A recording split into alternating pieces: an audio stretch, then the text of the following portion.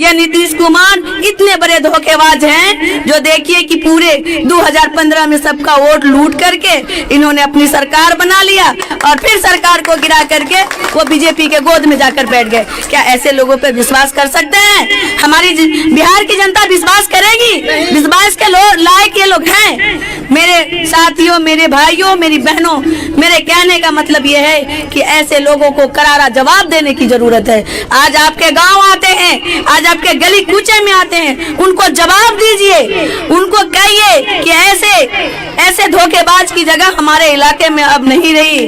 अब हम लोग सारे लोग ओवैसी बन चुके हैं। अब हम लोग सारे लोग ओवैसी, एक एक फर्द ओवैसी बन चुके हैं। एक एक फर्द हम लोग ओवैसी का साथ देंगे। हम लोग पतंग को आसमान की बुलंदी पे ले जा करके उनकी, लोग कहते हैं सरकार बनेगी क्या, सरकार बनेगी क्या, करने से क्या नहीं होता। इंशाअल्लाह ताला जरूर हमारी सरकार बनेगी। सरकार जनता बनाती है या सरकार नेता बनाता है? कौन बनाता है? जनता बनाती है। जब जनता हमारे साथ है, जनता का जनाधार हमारे साथ है, तो मेरी सरकार क्यों नहीं बनेगी? इंशाअल्लाह ताला जरूर हमारी सरकार बनेगी बिहार के अंदर में। ये जो दोगली की सरकार, ये भाजपा, ये नीतीश की सरकार देखते ही रह जाएंगे। आज फिर से वो आएंगे मुखौटा पहन करके, तरह तरह का मुखौटा लगा करके बैठाने के लिए, फुसलाने के लिए कि आप हमें वोट दे दो। आप देख रहे हैं ये 1 महीना से कौन कौन सा योजना वो पारित कर रहे हैं, तो ये युवाओं के लिए, तो ये बीएस के लिए, तो ये वंचित समाज के लिए। जनाब इतना दिन 5 साल कहाँ थे आप? आज 1 महीना में आपको याद आया है, वो भी मीडिया में, पेपर में, जमीन पर वो भी नहीं। आप देखिए जोकीहाट के ब्लॉक का हालात क्या है, अंचल का क्या हालात है, दलालों का अड्डा बन चुका है। आज राशन कार्ड का मसला बहुत बड़ा है। आज जो लोग गरीब हैं उनके पास राशन कार्ड नहीं है, और राशन कार्ड बनाने के लिए जब कितनी बार लोगों ने फॉर्म भर के दिया, लेकिन उनको राशन कार्ड नहीं मिला। कितनी बार फॉर्म भर के दिया गया, लेकिन उनको राशन कार्ड नहीं मिला। दर बदर की ठोकरें खाए लोग, कहाँ कहाँ नहीं गए राशन कार्ड के लिए, कितना पैसा बर्बाद किया, कितनी चप्पलें घिस गई, लेकिन उनको राशन कार्ड नहीं मिला। आज अफसरशाही बन चुका है, ब्लॉक से लेके, अंचल से लेके थाना तक सारा दलालों का अड्डा बन चुका है। ये किसने किया? ये किया किसने? ये किया उन्होंने जिनका स्थानीय सेकुलर के नाम पर जो हमेशा वोट लेते रहे। इनके जिम्मेदार कौन? जो आपके इलाके से हमेशा तरह तरह का एक ही व्यक्ति तरह तरह का मुखौटा पहन करके आपका वोट ले गया, कभी सेकुलर के नाम पर, कभी योजना के नाम पर, कभी विकास के नाम पर। लेकिन उन्होंने किया क्या? आप लोग आंख से देखिए। इसलिए आप समझिए मेरी माँ बहनों, खास तौर से मैं आप लोगों से मुखातिब हूँ कि आप लोग बेदार हो जाइए, आप लोग खबरदार हो जाइए। आप देखिए ये लॉकडाउन का मामला आया, हमारे प्रवासी मजदूर लोग कितने परेशान थे, उनका मदद किसने किया? बिहार सरकार ने क्या मदद किया?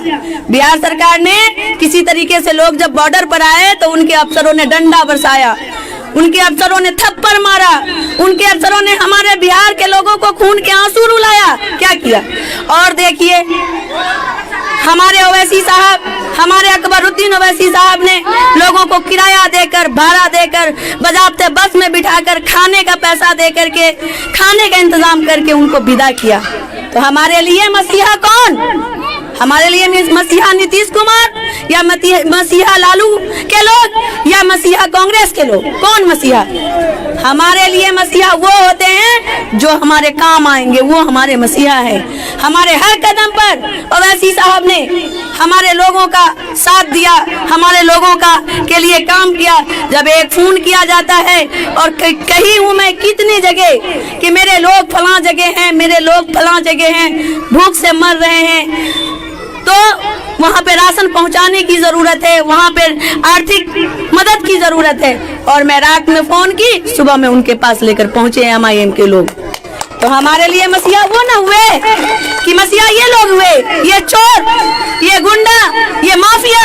कौन हुआ मेरा मसीहा? इसलिए पहचानिए, अपने हक और हुकूक को पहचानिए, अपने लोगों को पहचानिए, अपनी पार्टी को पहचानिए। जो दबे कुचले, गरीब, मिस्कीन, निसहाय के लोग हैं, जो पहचानते हैं, उनको जो उनकी मदद करते हैं उनको पहचानिए, उनका साथ दीजिए। कल अगर आप लोगों ने बुद्धि और विवेक से काम नहीं लिया तो कल बहुत पछताना होगा। ये इलेक्शन एक दिन का नहीं है दोस्तों, ये 5 साल की बात है। 5 साल यूं ही नहीं गुजर जाता, बहुत मुश्किल से 5 साल गुजरता है। इसलिए आप लोगों को अब बहुत ही सोचने और समझने की जरूरत है।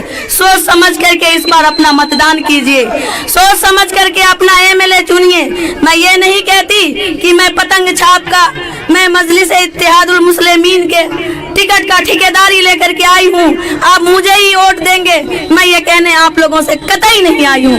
मैं आप लोगों से ये कहने के लिए आई हूँ कि मजलिस इत्तेहादुल मुस्लिमीन का कोई भी सिपाही खड़ा हो, कोई भी व्यक्ति खड़ा हो, किसी को आला कमान टिकट दे, आप उनको अपना कीमती वोट देकर उन्हें विधानसभा भेजने का काम करें। मैं आप लोगों से ये कहने के लिए आई हूँ। आप अच्छा रहबर चुने, आप सच्चा रहबर चुने। आज ओवैसी साहब जब दहाड़ते हैं शेर की दहाड़, अपोजिशन के कान का पर्दा फट जाता है। मुझे ऐसा नेता चाहिए हमारे देश के लिए, हमारे संविधान के लिए, जो रक्षा करे, जो उनके हक और हकूक के लिए लड़ाई करे। अपनी आवाज को जब वो हम लोगों के लिए बुलंद करते हैं, हम लोगों को भी उनके लिए आवाज बुलंद करनी चाहिए। इसलिए क्या आप लोग वादा करते हैं कि आप लोग मजलिस इत्तेहादुल मुस्लिमीन को इस बार तहे दिल से अपने गले लगा लिए? क्या आप लोग वादा करते हैं? आप लोग वादा करें मेरी माँ बहन कि किसी को भटकाने में नहीं आएंगे, किसी के बहकाने में नहीं आएंगी, कोई काम नहीं देगा। जो मसीहा को हम लोग वोट देंगे वो हमारे देश के लिए बहुत बड़ा मसीहा है, खास के दबे के लिए, कुचले के लिए, दलितों के लिए, आदिवासियों के लिए और वंचित समाजों के लिए, गरीब मुसलमानों के लिए वो बहुत बड़े मसीहा हैं। और उन्हें आप लोग से मैं फिर से गुजारिश करती हूँ, रिक्वेस्ट करती हूँ कि आप लोग उन्हें अपने दिल में जगह दें और उनकी जो चुनाव चिन्ह है पतंग छाप, उनको जो है आसमान के बुलंदियों पर पहुंचाने का काम करें। मैं इसी के साथ